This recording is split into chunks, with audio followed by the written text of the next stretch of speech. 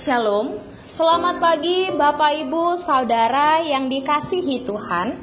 Selamat berjumpa kembali dalam Mutiha Hanguluan Renungan Harian pagi ini, Selasa 9 April 2024. Dengan bacaan Alkitab dari 1 Korintus pasal 15 ayat 50 hingga 58.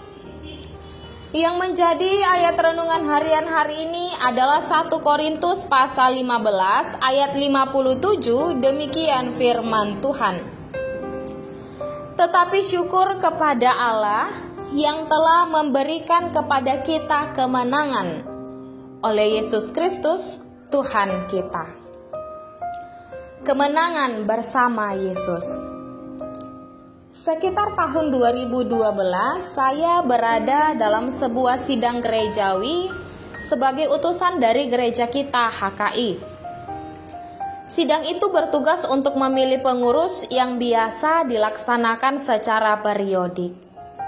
Tentu sebagai utusan gereja, saya menominasikan anggota jemaat yang dianggap layak untuk mengisi jabatan yang akan diisi. Singkat cerita, pemilihan dilakukan secara voting dari gereja-gereja anggota peserta sidang. Maka terpilihlah dari salah satu denominasi yang bukan calon usulan saya.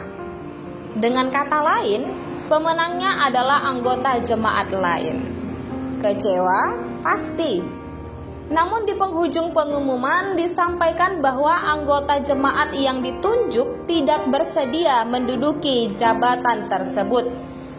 Maka panitia pemilihan sepakat untuk menunjuk secara aklamasi pemegang suara terbanyak kedua, yang adalah jemaat yang saya nominasikan.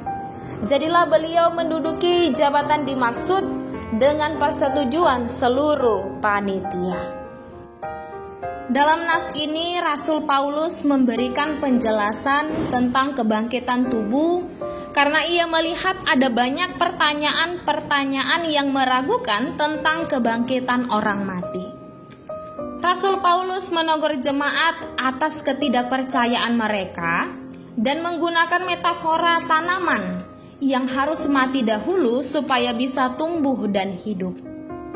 Dengan penjelasan ini, Rasul Paulus ingin menyampaikan satu kebenaran yang penting, bahwa bagi orang percaya, kehidupan tidak berakhir hanya dengan kematian, tetapi justru sebuah kehidupan baru akan dimulai.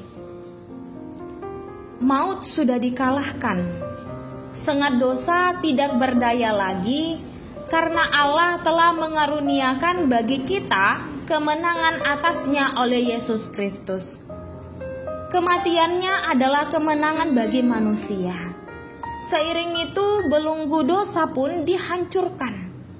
Dosa yang mencengkram manusia sehingga manusia tidak mungkin selamat telah dipatahkan melalui pengorbanan Kristus. Apapun yang kita lakukan melalui Yesus akan berhasil karena Tuhan telah memberikan kemenangan bagi kita kemanapun kita pergi. Firman-Nya penuh dengan janji berkat bagi kehidupan kita.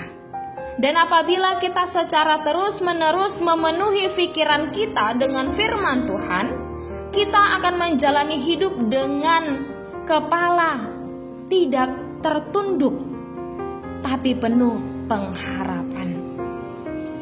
Saudaraku, kebanyakan dari kita sangat menginginkan kemenangan. Hanya sebagian kecil orang yang ingin kalah, mungkin dengan alasan yang tidak normal.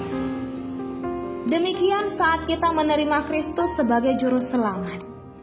Kita juga menerima kemenangan mutlak yang bukan ditentukan oleh tingginya tingkat pendidikan kita, lulus dari aneka sekolah melayani, ataupun padatnya jadwal pelayanan kita.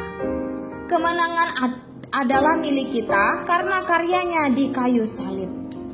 Bukankah itu sesuatu yang patut kita syukuri? Selamat berkemenangan. Sebab semua yang lahir dari Allah mengalahkan dunia. Dan inilah kemenangan yang mengalahkan dunia, iman kita. kita berdoa. Ya Tuhan, terima kasih atas kemenangan iman yang telah Engkau karuniakan dalam setiap pergumulan hidup kami. Kuatkanlah kami untuk terus berdiri teguh di dalamnya. Amin. Renungan harian hari ini ditulis oleh Pendeta Rinto Nainggolan. Demikianlah renungan harian hari ini. Selamat beraktivitas. Tuhan Yesus memberkati. Shalom.